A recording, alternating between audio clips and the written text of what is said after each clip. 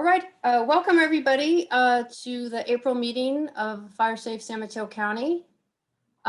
We have a couple presentations this morning for you and some good updates. But first, our first presenter is Paul Hessburg. He's a senior research ecologist with the USDA Forest Service, and he's stationed at the Pacific Northwest Research Station.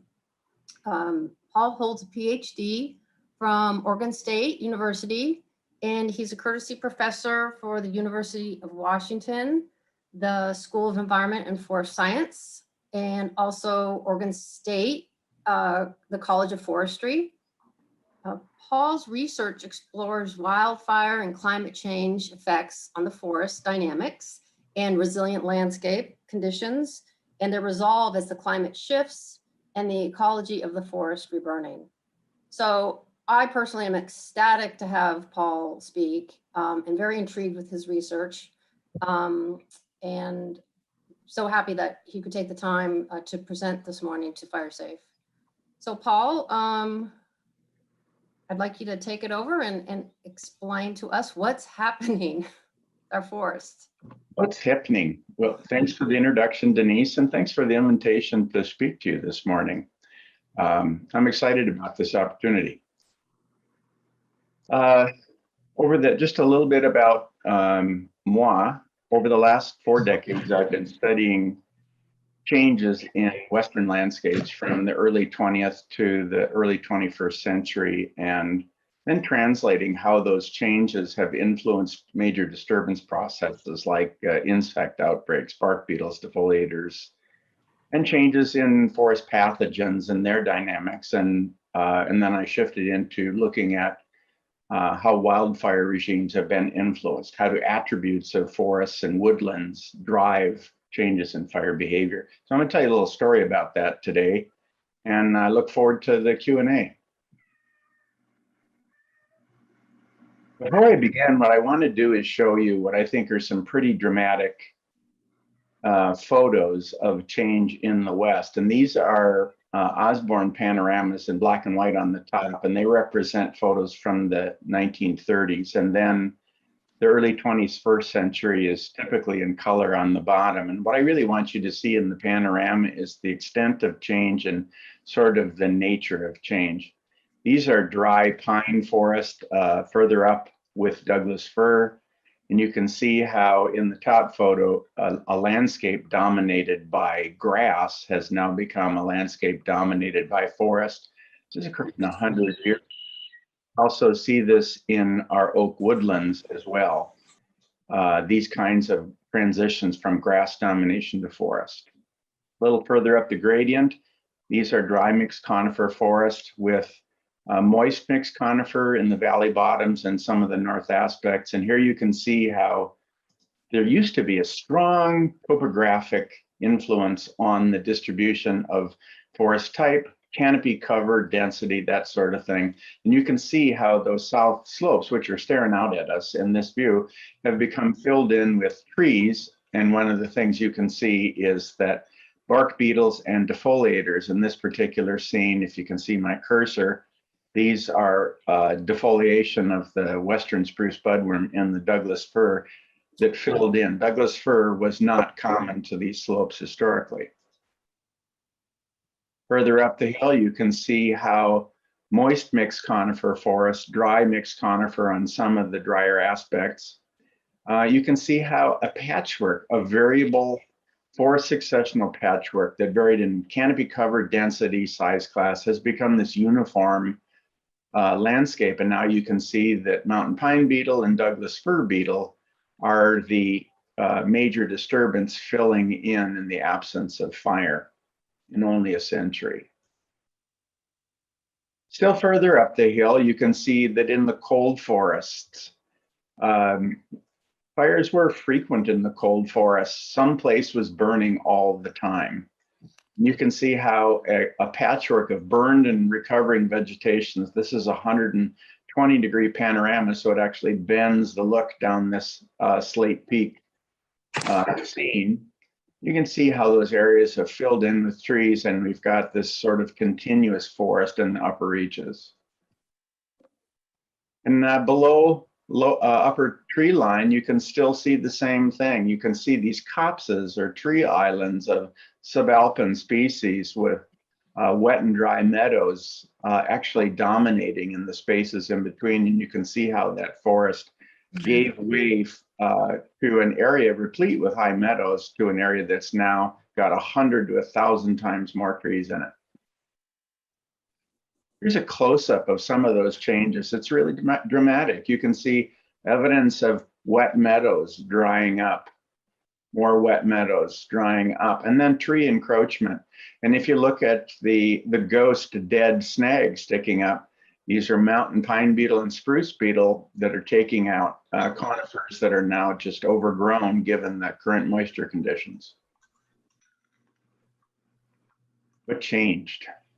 Well, when we read through the literature between 1850 and about now, there have been a number of really significant change agents. And I'm going to highlight just a few of them. In conifer forest, we had timber harvest that influenced primarily the large and the old fire-tolerant trees. We had fire exclusion, which was first significant with the loss of indigenous burning. We now know that in many territories that the indigenous cultures had a tradition of cultural stewardship with fire, maintaining the landscape.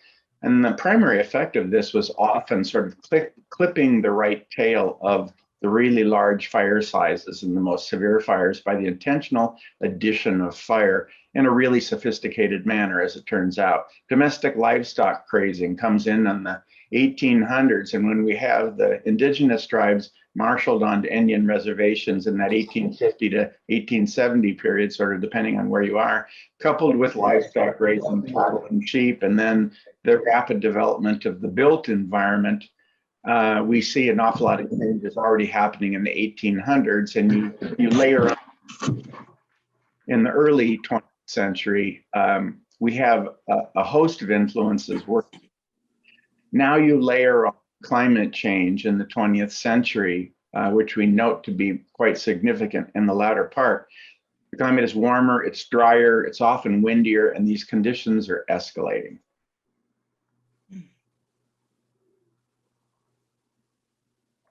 Here's an example of some of the influences of climate. Here I'm just depicting the difference between low and high fire years for Oregon, Washington, Idaho, and Montana.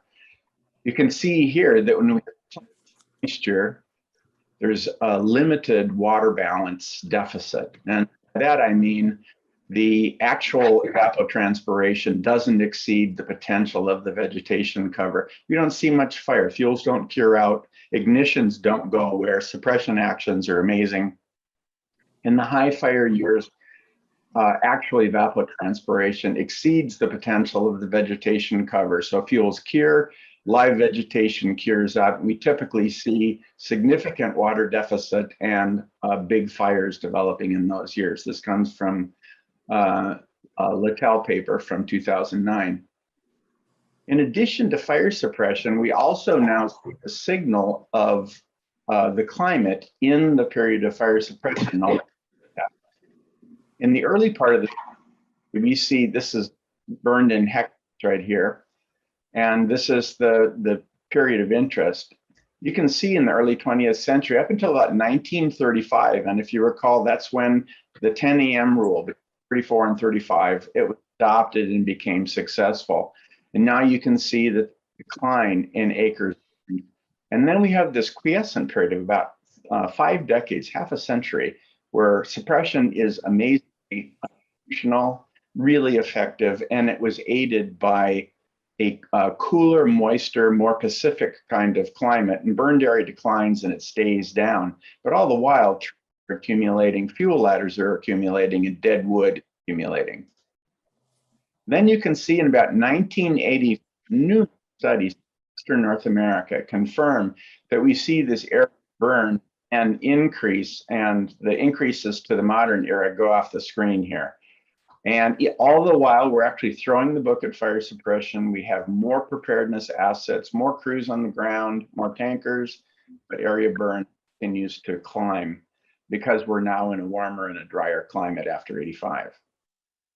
And here's some of the effects of this confluence of factors on forests and fire regimes, which is my topic here in this next section.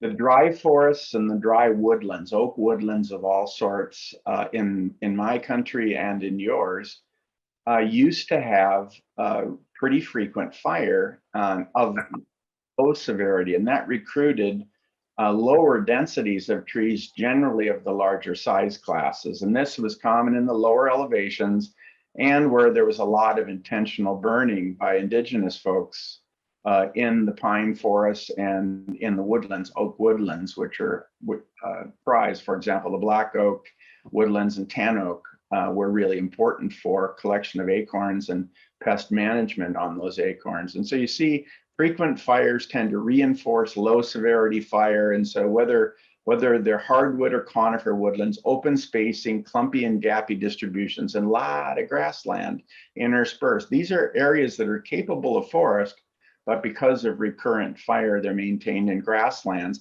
And essentially they become the conveyor belt for non-extreme fires. The change from the historical to the modern era is reflected here. You can see low, moderate, and high severity fire. The likelihood of low severity fire was most likely under this frequent fire regime. Keep fire out of the system by the factors I just spoke of, and you see the likelihood of moderate to high severity fire is most likely. Further up the hill, in the more moist forest conditions, fires are less frequent, let's say every 20 to 50 years, but they still reinforced a pattern of low and moderate severity fire. And these fires are take some, leave some fires. Surface fires, crown fires are both in the mix. These active and passive torching influences are taking out these smaller patches like you see. Surface fires are thinning out the dead wood and burning up fuel ladders, resulting in landscapes that have this kind of patchwork. And occasionally when the climate was more severe, you'd have high severity fires in these types. And when the fire weather and climate influences were more moderate, you had this more typical low severity influence like the lower elevations. Also, when these forest types interdigitated with dry forest, we also see that low severity regime becomes more common. And these are the changes to the modern day. Most likely now is high severity fire followed by moderate severity fire. So here I want to stop and focus on a feedback, a stabilizing feedback that is really important. Fire exclusion eliminated a local feedback at the patch-to-patch neighborhood scale. Locally, what happened is these more frequent fires were continually thinning forest patches, reducing density in fuels, and this feedback increased the likelihood that that kind of fire would come back recurrently. So it's a stabilizing, or what we call a negative feedback against severe fire. A colleague of mine has made some fabulous drawings, which I'll show you here, just to sort of show how this works through time. Credit to Bob Van Pelt for these drawings. So here we are at time zero. We've got this open, not fully occupied forest condition here where it could be fully occupied. In the next 20 years, we see an ignition, the fire moves through, burning up dead wood. There it's torching out a fuel ladder, consuming more dead wood, burning up snags, that sort of thing. And the resulting condition is we have some snag and downwood elimination, some fuel ladders eliminated, but the condition pretty much looks like the prior condition. Medium and large trees abound and they're fire tolerant. The next 20 years or so, we see another fire, and now this fuel ladder torches out. Again, we see more seedling and sapling consumption by surface fires, scorching trees, leaving scars that are witness to the occurrence of the fire. And again, within the next couple of decades, you see that that same condition continues to abound on that landscape. And what happens when you take fire out of the system for 80 to 100 years or more is you see that regeneration and release that was being constantly thinned is being removed by fire. And so you have this really congested, contagious condition where fuel ladders are pretty much everywhere. And it's easy for fire conditions to move through these fuels, develop long flame lengths, and then transition into crown fires. Add wind to that, and we have running crown fires. Finally, we have the high severity regime, which was normal in the upper elevation forest, where there's more snowpack, more snow water equivalent. Fires were infrequent every 75 to 200 plus years. In some areas of the Northwest, they're much longer than 200 years. And these are common in the coldless forests and some of the wetter forests. Mild climate and weather conditions actually favored milder fires. So we didn't just get stand replacement patches. We actually got some variety successionally out of these low and moderate severity fires. And then when we had typical more severe drying conditions, we had these high severity fires. And this is the transition in the current condition. Very little variety from milder conditions because fuels are abundant, and most of that patchwork is grown back in again. Here I want to highlight another regional scale feedback that was critically important to reducing the likelihood of really big running crown fires. These patchworks that were created of grassland, shrubland, and then varied successional condition, young, middle age, older forests, open versus closed canopy conditions, and hardwood patches or mixed wood patches. These patterns spatially regulated the flow of fire. They regulated fire size, and they regulated fire severity. So two potent stabilizing factors were associated with the landscape ecology of forests and of their wildfires. And here's some visuals to show you what was going on at that time. Here's a species composition view of a landscape. This is about 25,000 hectare landscape. Ponderosa pine is in this light green color. And these are grasslands that are abundant. These are shrublands. And you can see we have some grand fir and Douglas fir patches in the higher reaches and down in the valley bottoms. But we have incredible variety in patch sizes and forest composition. And after a century, ponderosa pine gives way to Douglas fir. And here's what that looks like. So you can see these open pine conditions, these more complex forests, and areas of grassland and shrubland give way to, in 100 years, to a landscape that's dominated by Douglas fir and grand fir, and conditions that look like that. So real similar to that schematic drawing I showed you by Van Pelt earlier. Here's just a structural view of that landscape. These are young multi-story forests. In pink here, we have the stand initiation forests. Non-forests are in this gray. And so you can see, and these are old park-like stands, and these are old multi-story old forests in a frequently fired landscape. And what I want to show here from the structural view is that an all-age complex structural landscape is replaced by multi-story forest. So again, we see structurally these kind of conditions exist, but through increased canopy coverage, area and canopy landscape that looks like this, and structurally it has this condition. Here's an example of a pine forested area that had never been logged, only fire excluded. And what I want to show you here is this is the kind of stocking density that you'd see just in this view. These three trees were present 150 years ago.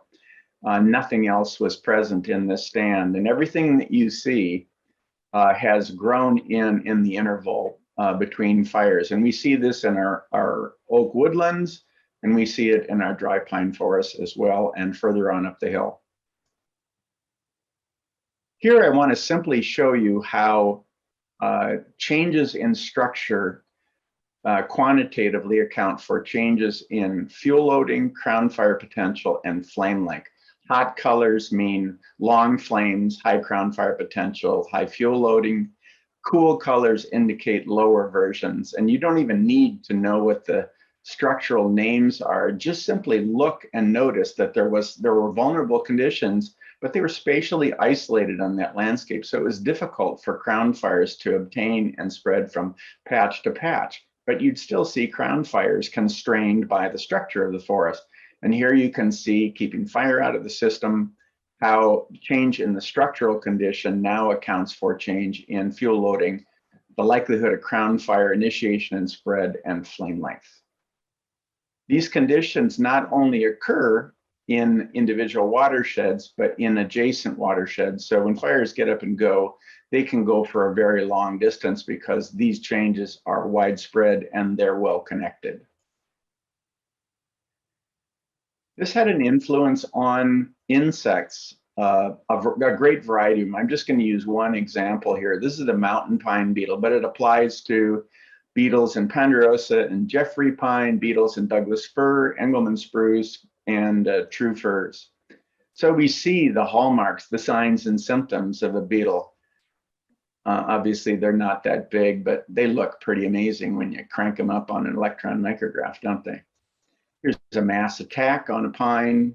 These are the kind of galleries we see under the bark. This is the kind of modern day mortality that we see. This is a native insect in now a non-native role, very large distribution in Western North America.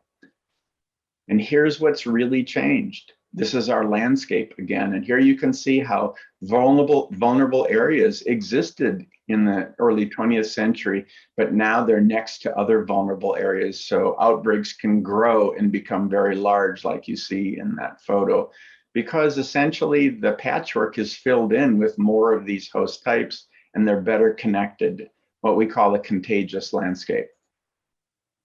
There are many other examples of this, but for brevity, I just chose to illustrate with one.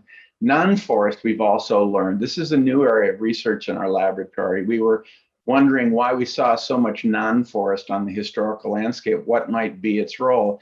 And what we've discovered through simulation modeling is that non-forests are part of a resilient forest landscape. They're part of the forest resilience recipe.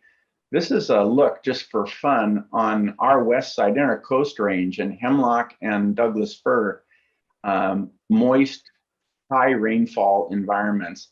And this is a look looking north. So you're actually seeing south slopes staring back at you that are open non-forest areas. So these were even significant in the fire ecology of the Oregon Coast Range, in case you thought this was only peculiar to interior forests. This is a very, very common thing. In some provinces, we're 40 to 50% non-forest, and I'll tell you why here in a second.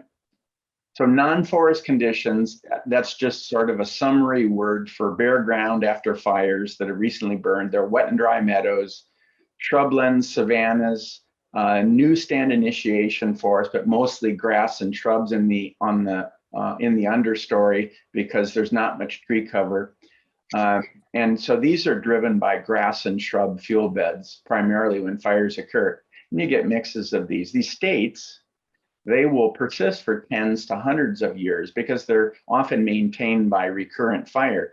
They persist for a short time if the patches are generally small and seed rain can occur from the perimeters close by. And they tend to persist for a long time if the patches are much larger, and it's really a long distance for seed dispersal. But a key factor is that when fires were not put out in the pre-Euro-American era, reburning frequency was very high. And by that, I mean fire-on-fire disturbances, where a second fire burns part of an area, eliminates the dead wood from the previous fire, and then a forest obtains after the reburn. Why are these conditions vital to forests?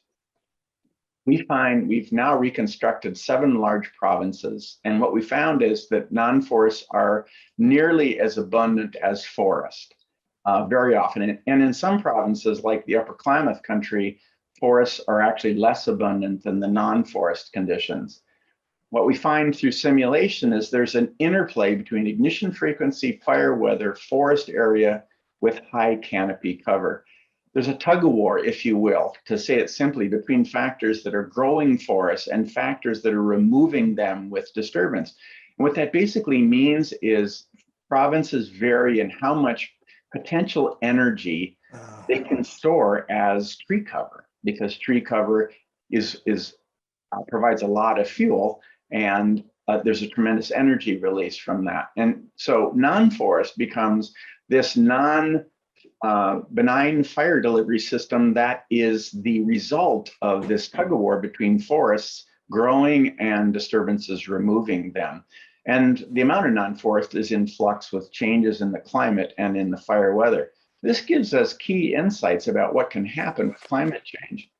The warmer and the drier the conditions, we can expect less forested area and lower canopy cover than even in the historical condition. And regardless, a key idea resulting from this is that forests are seldom at carrying capacity. So forest capable sites are very often in non-forest in this push-pull, in this tug-of-war. All right, I'm going to highlight some principles that we wrote about, colleagues from your part of the world and mine all throughout the West. We wrote a paper sort of summarizing the literature of what kinds of things conferred resilience and how we can use those to retailer resilient conditions back to the landscape. The first principle that we cover is this idea that regional landscapes are multi-scale.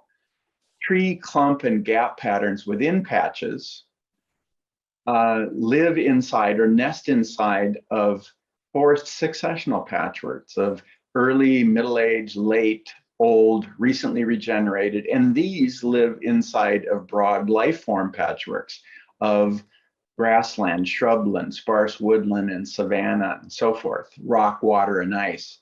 And these nested conditions were really important to conferring resilience. So disturbances interacted at every single scale, and the crosstalk between these levels of organization was important to maintaining resilient conditions. So if we want to recreate resilient conditions, recalibrating forest, non-forest conditions for successional patterns and tree, clump, and gap patterns within patches are all important to building that resilience.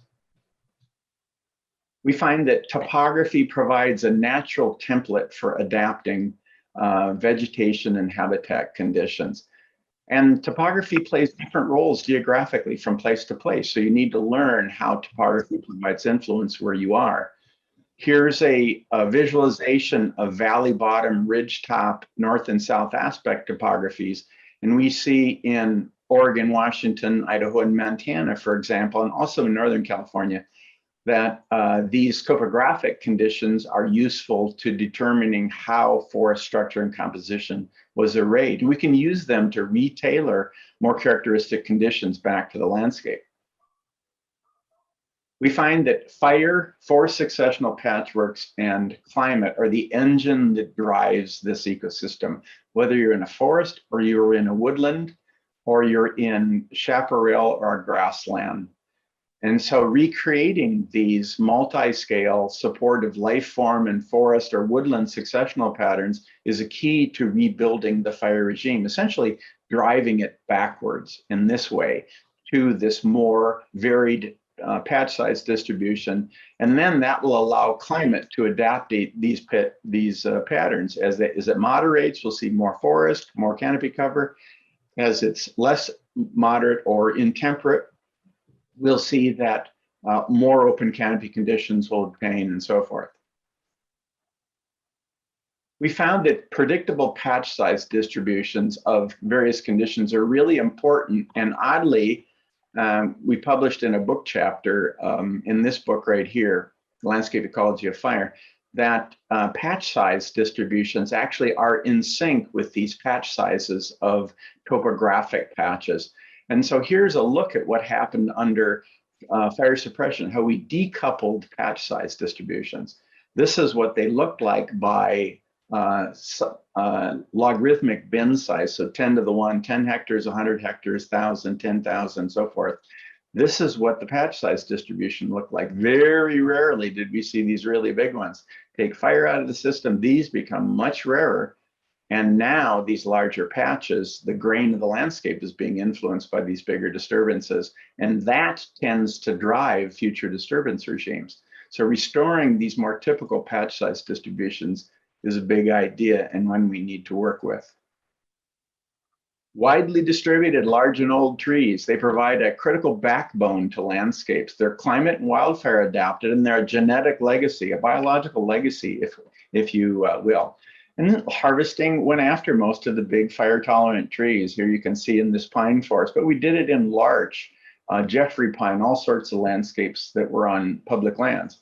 And so the recommendation here is to keep what you have and make more of them, especially in the fire-tolerant species. And with fire exclusion, duff and litter accumulations and fuel ladders near them are significant. And so they're actually threatened with fire, even though they may be available on the landscape. So helping them persist is a big idea, and making more of them under climate change is also really an important idea. Successional patches. Remember I showed you multi-level landscapes. Here I want to show you just by repeat that successional patches are small landscapes within a larger landscape. It's these clumpy and gapped distributions of trees that influences patch level fire behavior and habitats and patch neighborhood fire behavior. So in the pine forest, interior Doug fir, dry and moist mixed conifer patches, we find them all over the place. And this is also being found throughout the American Southwest and the Pacific Southwest and these types. So restoring those clumpy, gappy distributions is critical to maintaining at that smallest scale the kind of fire behavior we're interested in. Finally, land tenures, land ownership patterns really disrupt ecological boundaries. And for restoring more resilient conditions, it's actually important to work cross-boundary to develop adaptation projects. And the Good Neighbor Authority, now that the Forest Service is working with, which is much enlarged, is going to be a key to working across fed, state, and private ownerships to get good work done. All righty. I wanted to discuss some key takeaways here that I can just sort of melt out of the concepts that I've shared. Adaptations are needed to recreate more characteristic life form patterns. This is really a key. And further north, we're using water equivalent and water deficit predictions to inform transition the current form patterns to new ones. Here's an example how we do that. This is the current snowpack under the current climate that we're seeing in an example watershed. This is probably about 40,000 acres. And so you can see with the darker colors that there is a lot more millimeters of total snowpack occurring on this landscape. And these are the predictions using downscaled climate data for snow water equivalent for the same period, but from 30 years from now. These are climatic water deficit calculations. We're essentially differencing potential evapotranspiration. What can the vegetation allow, and what's the capability of the current land cover, and then what's the actual that will likely occur under that future climate. And that difference shows up as deficits. So as you go here from red to orange to light to blue, what you see is very high. So these are woodlands, shrub steppe, dry forest, dry and moist forest, and then moist and cold forest conditions. And look at the transitions that are expected for 30 years from now. So this need to transition some environments to non-forest and not allow wildfires to do it is a key idea. Second is it's important to create diverse patterns of forest successional conditions, open and closed canopies tailored to the topography. We also need to rebuild hardwood forest patches where they're appropriate to the hydrology and the subsurface flow of water and so forth. We can do that after fires, after harvests, and we now know that these are influential to fire behavior, not only in our Coast Range and Western Cascades, but also in the interior. They're sort of like wet blankets in mixed wood and in pure composition under most fire weather conditions, and so they block the flow of fire. Historical landscape complexity, you're learning, is a product of reburning, not just burning. That's the fire on fire interactions when they're allowed to happen unabated. Reburning decouples surface fuels from canopy fuels over substantial areas. And so treatments that mimic the amount of reburned area and the patterns that result are key. They're time-tested methods for creating resilient landscape, and they involve forest thinning and prescribed burning where appropriate, sometimes pile burning. Sometimes prescribed burning only can be used to maintain those treatments and when fuel conditions and fire weather conditions are appropriate. In backcountry, we're using increasingly managed wildfires. In some areas where the intrusions of the built environment are widespread, this is typically not an option. And areas of hardwood forests where adapted to conditions, we can work at a sufficient pace and scale. And by this, I mean wildfires, depending on the geographic area, are eliminating forests or influencing forest conditions at 3 to 10 times the pace of current treatment conditions. And so wildfires are carrying the water on this landscape, not the kinds of treatments we're capable of. It's key to not do a one-size-fits-all, that apply the appropriate tool for the conditions. And what we learned from our understanding of working with various tribes is managing commitment that has social, financial, and management ramifications. And so handing off conditions that are in good shape is a key result. All right, I think that that ends my comments here. We have time for questions? Oh, most definitely, Paul, most definitely. And I'm sure there's going to be a lot. I wrote down quite a few myself, so let me get right to it. Okay, so Casey has a question, and looking at your panoramas towards the beginning of the presentation, he wanted to know, does archaeology tell us about the vegetation of pre-Spanish landscapes? There's some really good papers, not only archaeology. So from the American Southwest, there's some great research out of Tom Swetnam's lab. Al Taylor and Carl Skinner have done some great work in the Sierra Nevada. I alert you to a Taylor paper from 2016 in Proceedings of the National Academy of Sciences, where they essentially show how indigenous burning in the Sierras was highly influential to changing the fire regime, basically moderating it. And it moderated it so much that it buffered the area burned. So typically we now understand that climate drives area burned. And what Taylor saw was that by joining together archaeological data and fire scar data from trees that were alive over hundreds of years, that tribal involvement and their cultural burning practices actually changed the fire ecology in ways that were beneficial to living in those forest conditions. So the influenced area burned, and they're also seeing these kinds of conditions develop in the American Southwest, and more studies pairing dendro and fire history studies with archaeology are now emerging since we're seeing these patterns. Okay, Lena has a question. In areas that have had decades to build up fuel, is controlled burning still a beneficial practice? And she's probably talking about, Lena, if you want to unmute yourself and ask the question, she's probably talking about San Mateo County. Sure, yeah, that's my main focus, but I was just kind of curious because I've heard different thoughts on it. So your question is fuels in the built environment primarily? The question has been basically, I know that when fires go through areas that have had a lot of buildup, it can burn at higher temperatures and cause more damage. And so my question is, when does that no longer beneficial to do controlled burning, or is there ever a cutoff and it's always beneficial? Yeah, there's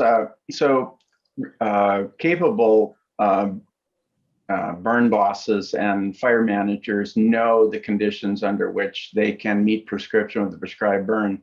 Very often, fuels are excessive, especially when large fuel sizes are available to burn. And so pre-treatment with thinning out the fuels, burning small piles, that kind of thing is required as a pre-treatment. And sometimes the shoulder season environments for doing prescribed burning actually will limit you for several years. And so you've got to sort of match the needed fuel reduction to the circumstances you have and to the fire weather that you anticipate. Prescribed burn only works when you meet prescription, and that's driven by the amount of fuel, fuel availability to burn, and then the weather under which that fuel will burn. So fire managers are trying to juggle those things, and that's how they think about matching the tools to the condition. Does that help? Yeah. Yes, thank you so much. Yep. Okay, I have a question. So towards the end of your presentation, you were explaining how the forest is heating up and the cool, moist areas are being transformed into dry, warm forests. And so my question is, so during that transition, it seems to me that the amount of fuel from the cool, moist forest, those species won't be able to survive. And so you'd have this huge buildup of material during the transition. And is that what we're expecting? I mean, are we expecting, you know, by the year 2030 or 30 years from now to have this mass amount of fuel, even more than we have now? Yeah, so stop and think about some of the ponderosa pine and Jeffrey pine mortality events that you've had where hundreds of millions of trees have been synchronously killed by bark beetles. The number of trees and the species have become off-site as a result of warming and drying conditions. And so absolutely the fuels during fire exclusion have accumulated, but as the forest type changes, because the environment is getting harsher, you can expect to see an increasing mismatch. So it's one of the reasons why we caution that it's really important to get to a significant pace and scale right now, because these transitions, exactly like you described, are happening. Forests, moist forests, more of them are becoming drier forests. Moist forests produced more trees, more fuel, that kind of thing. And that mismatch between the dry forest conditions and the fuels associated with the moist forest is kind of a double whammy. And so actually intentionally transitioning forest is the idea to pursue rather than allowing wildfires to transition them. So don't procrastinate, act now is what you're saying. Go big. Go big, okay. Okay, so Paul has a question regarding habitat impacts. So as these shifts occur, are you working on any mitigation strategies to increase species resilience? Absolutely, and we got quite a few on the fence, don't we? So one of the things that we're noticing as we look at, and that's why the snow water equivalent and water deficit calculation we're finding is important. We're seeing that aspects, topographic settings still drive many conditions, even under this warming condition. And that means that areas of complex forest that are late successional or old still are going to have a way to make a living on this forest. So what we need to do is identify those topoedaphic settings where the soil moisture is going to be right, the climate's going to be right to support higher stocking of trees and more complex conditions. And then in those drier situations surrounding them, open up those canopy conditions and reduce the surface fuels. So essentially you have many ways to put flames on the ground as they approach these more complex forest conditions. What you want to be able to do is allow initial attack to have some influence on influencing fire behavior. And that's all about managing flame length on the landscape, right? At certain flame lengths, we'll go direct. When the flames are longer, we go indirect, and it's unlikely that we're going to produce the conditions we want when we go indirect over large areas. And so proactively creating those topographic conditions where you have complex layered forests for late successional species, for example, marten and California spotted owl and blah, blah, blah. And then on the drier aspects, create those open canopy conditions with the larger trees. So you're managing surface fuels, flame length in the surrounding area. And that's the way we're doing it in forests in eastern Washington, eastern Oregon to protect those habitats of species already on the ropes. Yeah, that makes sense. Okay, let's see here. Jennifer has a question. So, and it's specific to San Mateo County. So, the oak woodland on very, very steep slope. And as you probably know, we're impacted severely by SOD here. So we also have bark beetle, but our oak woodland is really being devastated by SOD. So her question is, what comment do you have about oak woodland on really steep slopes, where then you have homes at the top of these canyons? You know, we are the definition of the WUI here. So I guess, what is your comment on that sort of treatment and fire behavior? There's so many pieces to that question. I'll try to peel them off a bit at a time. So if you stop and think about it, remember I showed you the era of fire suppression and how the climate varied. We basically created the built environment under a different climate, and we didn't expect that we were building houses in high fire danger environments. Most of our historical fire ecology work is developed in the last 30 to 40 years.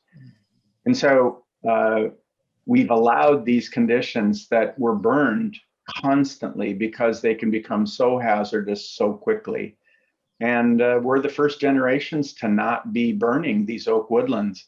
When I was a young man, I harvested trees in the Coast Range of Oregon, and I was thinning second growth forests, paying my way through forestry school and graduate school. And I marveled in the Gary Oak woodlands at how many miles I could go into the Doug fir subregion. And the first Doug fir that had been there in 10,000 years, I was thinning 12 miles into the Doug fir zone. That means that the oak woodland area maintained by Aboriginal burning was 12 miles beyond the current valley floor where Gary Oak woodlands obtained. So burning created incredibly well-maintained conditions. These oak woodlands need to be thinned out. They just do. And then they need to be either prescribed burned or grazed to be able to maintain essentially how much fuel accumulates on those landscapes. We have this mismatch between the built environment and high fire danger environments, and we have to reestablish some harmony between the fires that are inevitable and the fuel conditions. That's all there is to it. We also have to get a handle on expanding the WUI in these high fire danger environments. County after county are still building at a rapid pace. 70% of all the new housing starts in the Western United States are happening in high fire danger environments. That's a big deal. So municipalities have a responsibility to say, is this a good idea for us to continue going up these canyons with no separate egress route? So there's a lot of pieces associated with it. We're building a situation that we cannot address because of the pace of development in these environments. So we've got to manage it on several fronts, if you will. Yeah, that's a huge question here in San Mateo County, because we keep growing at a very rapid pace, and we're not going up in the urban areas. We're sprawling into the WUI, so we're creating our problem worse as our forests become more and more unhealthy. The other thing that is very disturbing to all of us is that, you know, you have a home in the WUI, so the home is in the forest. You have whole neighborhoods in the forest, and then they build the home, and then they literally plant another forest on the property. So you have a forest inside of a forest. I mean, it's really kind of surreal and mind-boggling about the situation we're creating for ourselves. But I guess that's where you come in to wave the red flag and tell us, well, whoa, slow down, folks. Well, it's for all of us. I live in a high fire danger environment, and I'm in the Cascade foothills in eastern Washington, where the Cascades dive down to the Columbia River. It's a slice of heaven. But we've had fires every few years there that have burned out developments in my community, and fires have come within 2 blocks of my home, where house-to-house fire spread was burning out neighborhoods. And It's not for state fire people or fed fire people to do it. We literally have to involve all of us to make our homes and yards safe, get our neighborhood on the ball so it's ready to go, work with our county governments and our city governments on having a big idea about how to get fire safe and stay fire safe. It actually is it's gonna take the whole village, frankly, or we're gonna be unsuccessful. So I've over the last 5 years have modified 50 years of vegetation development on my place so that a fire won't burn me out or won't burn my neighbor out. And I think that's the kind of work we have to do. And then I'm working with county and city managers to say, the development you're doing, we can't protect those people. We won't send fire crews up that road. And we're building more and more developments. So we're starting to shut down those single road up canyon developments because nobody's going to go to protect your home up in that area. We're killing firefighters to do that. Well, and we're losing a lot of residents, and we're losing a lot of structures too, billions of dollars Incredible. worth of, yeah. So, okay, Mel has a question. It sounds like he's got the concept of your presentation. He says, sounds like we need to thin saplings and young trees and do prescribed burns to clear space and encourage more open areas of meadows and grasslands. Same with our area, removing eucalyptus. Yeah, eucalyptus is non-native, right? And it doesn't play well with fire. So absolutely, Mel, you hit it on the head, and you got to get ready and then stay ready. Keep doing the maintenance treatments. This problem isn't going away. We're not going to go into a century where it vanishes. We're going to have to treat acres and then maintain them, and they're cheaper to maintain once we get them set up. So, but that is the key. Yeah, we're finding that we're trying to leverage as much as we can in San Mateo County to mitigate our eucalyptus problem. It's extremely expensive, but when we do so, we do it once and then it's done forever. So that's kind of, that is a goal of ours here in San Mateo County. Absolutely. Okay, Amanda has a question. She lives in a very rural part of the county, and in the forest around her house, it's predominantly an oak woodland, but it's being changed to Doug firs coming in now. And a lot of Doug firs coming in, and her worry is that the canopy of the oaks are getting less light, and she's presuming that they're being compromised. So her question is, should something be done to reverse this process? The California indigenous tribes we're working with, especially in the north, they're experiencing this in their black oak and tan oak woodlands. And because acorns are a really important part of the diet, they're interested in moving into these oak conditions. And Doug fir is the weed that's seeding in there and over vast areas and really rapidly. Which species you go with is a consequence of the values that are at play there. And if you want to maintain oak woodlands, then Douglas fir is a weed that will burn them out. It's easier to maintain oak woodlands, and they're going to end up being better climate adapted in the 21st century. And so dealing with Douglas fir is probably going to be pretty important in these areas. This problem is of significant consequence up and down the entire West Coast. Douglas fir is well adapted under so many conditions, and it's invading many, many areas during the period of fire exclusion. So what do you value? What do you want to maintain on the landscape? What's more climate adapted? Act in those directions to be able to facilitate those conditions that you can maintain. The oak woodlands make more sense to me, but it depends on the kinds of values there and the things that are at risk, right? Are there habitat issues, blah, blah, blah. Yeah, most of our foresters here are have the concept of removing the Doug fir. So I think that's pretty much the consensus here. It's just doing the work is where we need to focus. Okay, Jeff has a question where the various beetles that are killing off pines and firs, how are they kept in check historically by regular fires? Or are the beetles a more recent inhabitant of the conifers? No, that's a great question. The beetles have been around almost as long as they've co-evolved with their conifer hosts, going back to, we think, the Devonian epoch. So they've been around for a long time, making a living.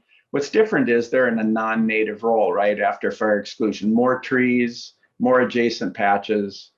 So, so if you stop and think about what fires would do in pine forest, frequent fires opened up pine forest conditions. So you didn't have overcrowding. The period of fire exclusion allowed trees to regenerate and release. They were shade tolerant typically, and they created crowded conditions. And when you're having the deep droughts that you have, there's not enough water to go around, and the beetles cue in on those low vigor conditions for the first attacks. And then populations build, and then they can mass attack vigorous trees. And that's what happened with the huge die-off event you all experienced in the southern part of the state. So they're natives in a non-native role. They're responding to more forest area, denser forests, more layering, and less water available to the crowded condition.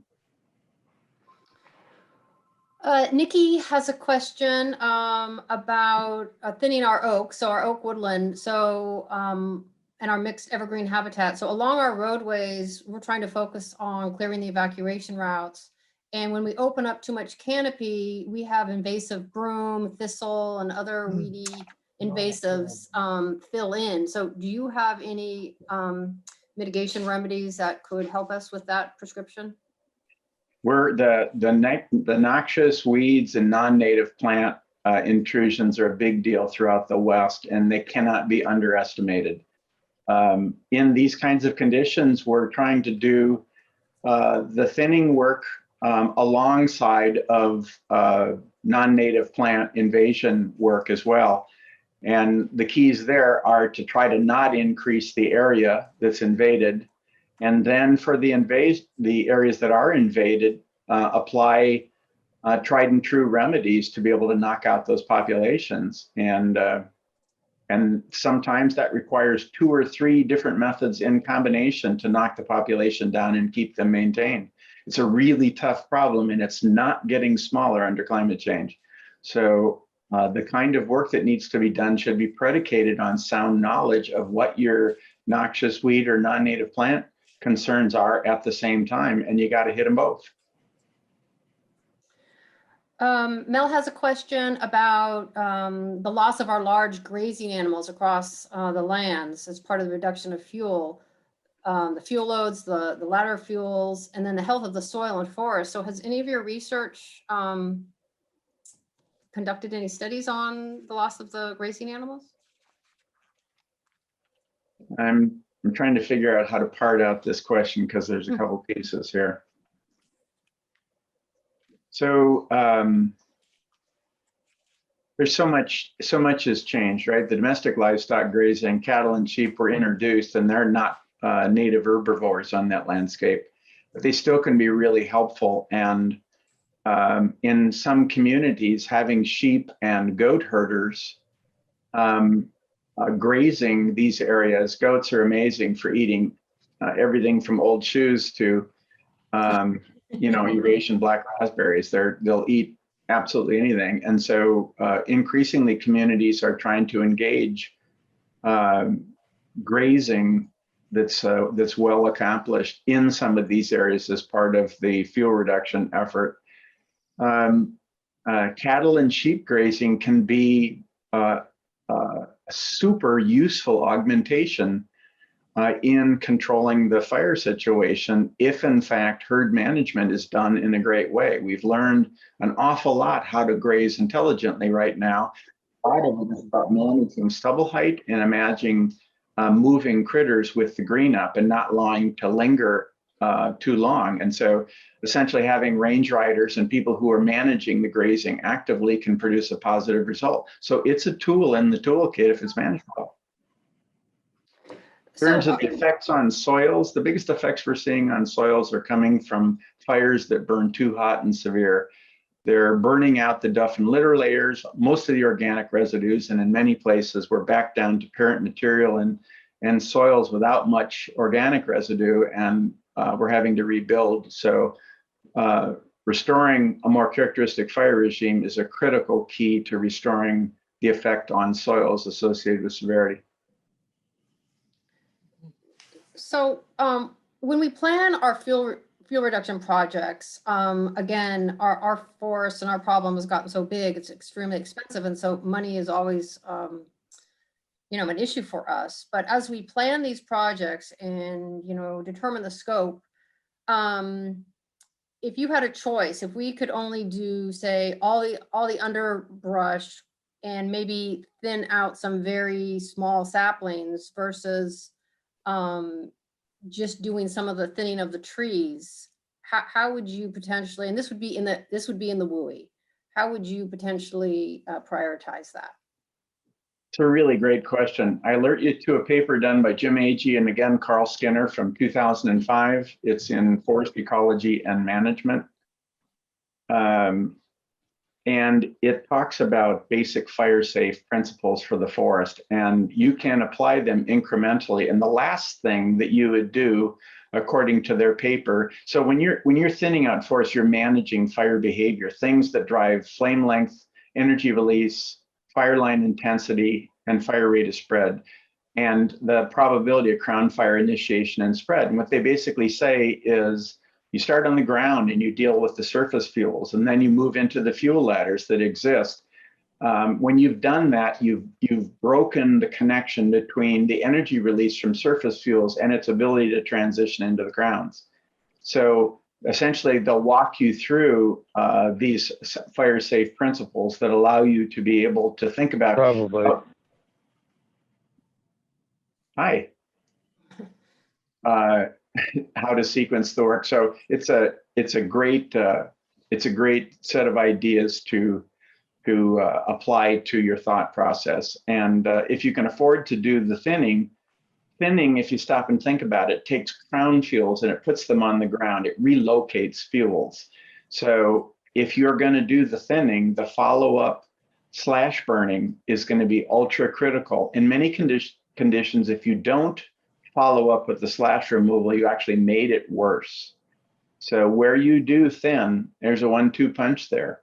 Thin it, remove the commercial pieces if they're there, and then you've got a pile burn and broadcast burn as is appropriate to the conditions. Yeah, I've seen some local projects where they've just cut the material and they've broadcast it instead. These are areas where they could have easily brought in machinery to chip it, or maybe even done some burn piles. But instead they're broadcasting, but there's so much fuel. And then to add the broadcasting, it just seems like it wasn't an appropriate prescription for the project. So what you're just saying is cut it and remove it. That's important. It is really important. And remember, I told you about the effect of fire on fire interactions on the landscape, the power of reburning. The complexity of the forest and the connectivity of dead wood on the ground was driven by this fire on fire interaction. So it's not only ecologically sound, but you want to know, you want to learn for your areas how much areas should have dead wood for critters that need large dead wood, and then how to spatially provide that on the ground so you don't have this high contagion of dead wood patch after patch after patch, right? So there's some problem solving. It's associated with what happened in this geography. How did it look? How did it work? What can I replicate? There isn't a one size fits all answer. It varies from north to south and from mountain range to mountain range and so forth. So in some of our projects, again, these are in the oak, mostly in the oak woodlands.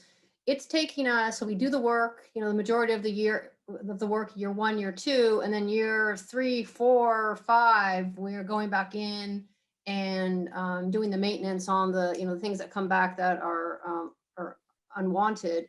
And it seems after year 3 or 4, things start to get a lot easier. And so if people could just hang in there, it seems a little bit, and maintain their projects for just at least a couple of years, and then go back and do, some of this, maybe every 2 years.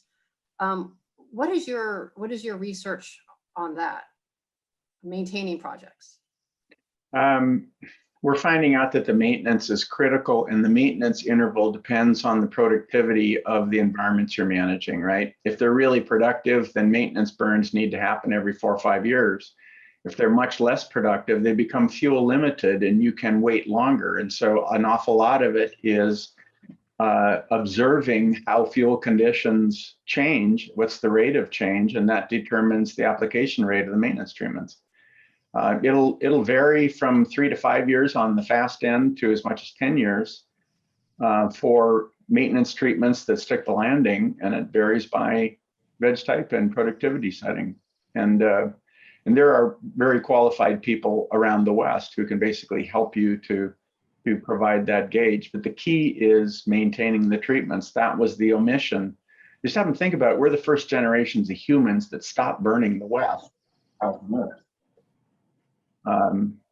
People were burning until about 1850, these environments. And so this tells you how fast fuels accumulate and why this is a transgenerational commitment.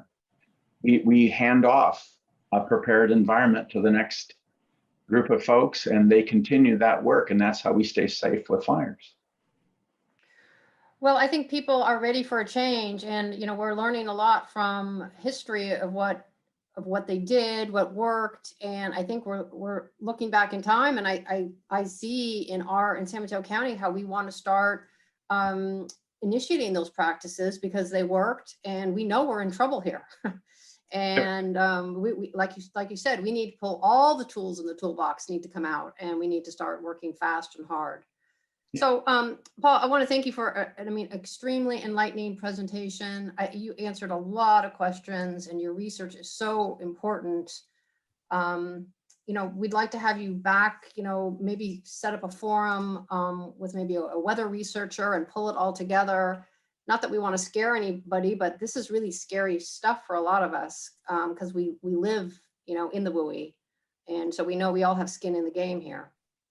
Yeah, you bet. It's one of the reasons why I continue to do the public presentations and stuff is because I'm actually optimistic. I've seen us pull off big work in the past in our history, and we just have to get down to business. And I'm already seeing a shift in my own community in the last 6-7 years because of the fact that we're incrementally making headway in changing our codes and those kinds of things. So I'm optimistic. I actually think it is a scary time, but it's also a very doable body of work. And we've got to get busy and have a big footprint and continue until it's like painting a battleship, right? You start at one end, finish on the other end, rinse and repeat. And this is the work ahead of us, and we can do it. Yeah, I believe we can, and we're just getting started, and we're lucky to have people that, like you, have been in the business a long time and can kind of point us in the right direction. I think that's what we need, to be pointed in the right direction. So, all right, well, thank you. Thanks for having me. Thank you so much. You betcha. Okay. See you later. Bye. Bye.